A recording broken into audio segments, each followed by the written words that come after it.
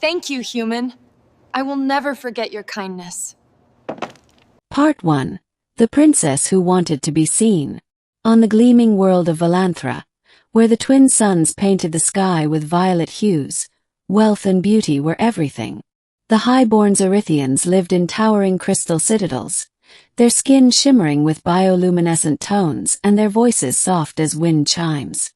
Among them was Princess Lyra of Velanthra, heiress to the House of Emerald Stars, daughter of Chancellor Kareth, the most powerful being on Velanthra. Lyra had everything a being could dream of. Silk-draped chambers, servants who bowed until their knees bruised, and a father whose every word reshaped the planet's politics. And yet she was lonely. Whenever she walked through the gardens of her estate, the people who smiled at her did so out of fear or reverence, never warmth. Their compliments were rehearsed, their laughter hollow. She longed for someone to look at her and see her. Not the emerald heir, not the Chancellor's daughter, but Lyra. So one night, while the twin moons crossed paths in the heavens, she made a choice that would change her life forever. She disguised herself. She covered her glowing hair beneath a hood, smeared the shimmer of her skin with gray dust from the lower mines, and borrowed coarse, torn robes from one of the cleaning staff. When she looked in the mirror, even she could barely recognize the reflection. She looked like a beggar from the outer districts, one of those forgotten souls who scavenged near the factories and slept under the exhaust vents of the elite towers. She smiled for the first time in weeks. Part 2. The City of Shadows. The outer district was a world away from the glittering spires of her home. The air was thick with smoke, neon lights flickered against rusted metal, and the scent of burning ozone stung her nostrils. People hurried past her without a glance, vendors shouting, children chasing scraps, and guards turning away like ghosts. For the first time, Lyra felt small and invisible, and strangely free. She wandered for hours until hunger forced her to stop. She sat beside an old fountain whose water had turned green, watching the crowd move like a river that would never carry her home. That's when she heard a voice. "You look lost." She turned. A tall human stood beside her, broad-shouldered, a few years older, his brown hair tousled, his face kind but weary. He wore a worker's jacket, the kind used by laborers brought from Earth to work on Velanthra's lower industries. Lyra hesitated. I'm fine, she said, trying to mimic the rough accent of the lower folk. But he just smiled, the corner of his mouth curving in a way that made her chest tighten. "You don't sound fine. Or local." Her heart skipped. "You're human," she said softly, realizing what was different about him.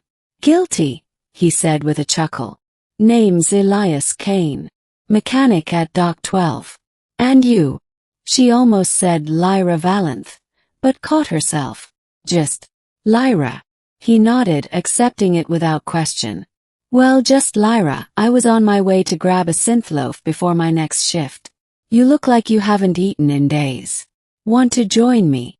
Her stomach betrayed her with a growl. She nodded shyly. Part 3. A meal and a moment. They sat at a street stall glowing with dim blue light.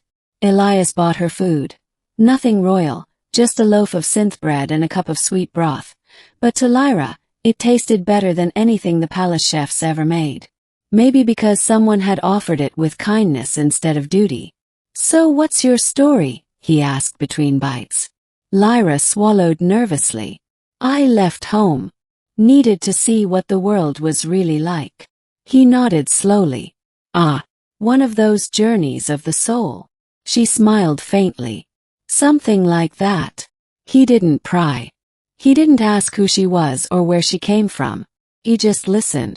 When she asked about Earth, his eyes lit up as he spoke of rain-soaked forests, oceans that smelled of salt instead of chemicals, and nights where you could see stars not blocked by industrial haze. Lyra found herself mesmerized, not by his words but by how alive they were, how real he was. As the night deepened, Elias offered her his spare blanket. "You can sleep in my workshop," he said gently. "Don't worry, I'm not the creepy type. But it's safer than the streets." Lyra hesitated. Every instinct from her royal upbringing screamed that this was madness. But the warmth in his tone silenced those fears. She nodded. Part 4. The Mechanic and the Beggar Girl. The workshop was small but cozy. Tools hung on the walls, engines hummed on tables, and a faded photo of Earth rested near his cot. Elias gave her the bed and slept on the floor, despite her protests. Days turned into weeks. Lyra helped him clean, organize tools, and even learn to fix small devices. She discovered joy in simplicity, laughing when grease smeared her face, teasing Elias when he burned a circuit board, and sharing stories about her home that she disguised as fiction. Elias never treated her as less. He never once looked down on her for being a beggar. Instead, he looked at her, listening, smiling, caring.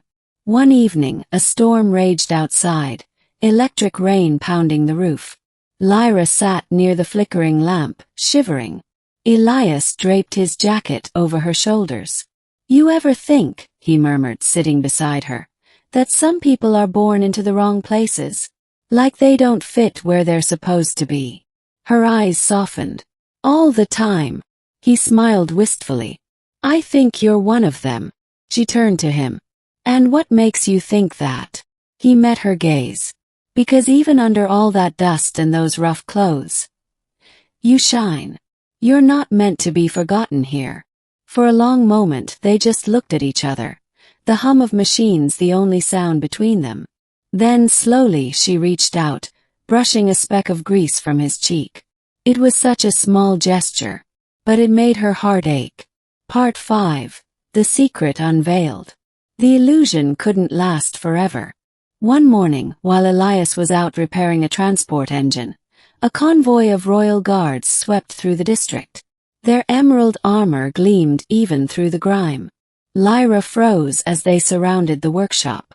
By order of Chancellor Kareth, one barked, "We are searching for the missing heir, Princess Lyra of Velanthra." Elias returned just as the guards found her. His face twisted with confusion as they pulled her hood away, revealing the faint luminescence of her true skin. The grime could no longer hide the radiance of her royal bloodline. He stepped back, stunned. "You're her." "Elias," she pleaded, but the guards cut her off. "Step away from Her Highness, human. You will be compensated for your assistance." Elias looked hurt, like someone had punched the air from his lungs. "So all this, everything, you were just pretending?" Tears welled in her eyes. "No. I wanted to know if someone could be kind without knowing who I was. You were the only one. You treated me like a person." He swallowed hard, pain shadowing his expression. "But you lied. And that hurt worse than any blade could." As the guards escorted her away, Lyra kept looking back until the workshop vanished behind the haze of rain. Her heart felt heavier than her royal crown ever had. Part 6. The Price of Truth. Back in the palace, everything was as it had been. Silk gowns, jeweled corridors, endless banquets. Yet it all felt lifeless. Every luxury seemed pale after tasting genuine care. Her father, Chancellor Kareth, was furious. "You endangered the royal line for a stunt. Do you understand what could have happened if someone recognized you?" Lyra bowed her head. "I understand. But father, the people are suffering. You rule them, yet you never see them." He dismissed her words with a wave. "Idealism is for poets. Reality is power." That night Lyra couldn't sleep. The memory of Elias's hurt eyes haunted her. She realized something. She'd rather live poor beside him than rich among liars. So she did what no royal had ever done. She ran away again. Part 7. The Reunion. She found Elias 2 days later in the same workshop, repairing a hoverbike with oil-streaked hands. When he saw her, his jaw tightened. He didn't bow. He didn't speak. He just looked at her with that same quiet pain. Lyra took a step forward. "I deserve your anger," he lied. "But everything I felt, everything we shared, was real." He put down his tools. "You don't belong here, Lyra." She smiled sadly. Maybe not. But I belong with you. He shook his head. You're a princess. I'm a mechanic. Then let me be a mechanic's apprentice, she whispered. Let me earn the right to stand beside you. For a moment, silence stretched between them. Then Elias sighed, rubbing his temples. You're impossible. Lyra's lips curved softly. I learned from the best. And when he finally smiled, tired but genuine, she knew she'd found home. Part 8. Love and Simplicity. Time passed. Lyra stayed by his side, not as royalty but as Lyra, the woman who learned to wield a wrench instead of a scepter. She rebuilt broken engines, shared laughter over spilled oil, and watched the city lights flicker from their rooftop at night. Word spread through the outer district about a strange girl who worked like she'd never been pampered a day in her life, and loved a human as if no boundaries existed. Some whispered it was madness. Others called it hope. One evening, as they stood watching the twin suns set, Elias turned to her. You could go back any time. Have everything again. She took his hand. I already have everything. He smiled faintly, brushing a strand of her shimmering hair aside. Then stay. I was never leaving, she said. Their lips met beneath the violet sky, a kiss not of fantasy or status, but of truth. Two souls from different worlds, finding warmth in the cold reality of life. Epilogue. The Legend of Lyra and Elias. Years later, the people of Velanthra spoke of the princess who chose love over power. She and her human built a small workshop that became a beacon of unity, where alien and human workers were treated as equals. Her father never forgave her, but in time the world did. And whenever travelers passed through the outer district, they'd see a sign above the workshop door that read, Kindness needs no title. Inside, a woman with softly glowing skin and a human with grease-streaked hands would greet them together, with smiles that proved love didn't care for crowns or galaxies.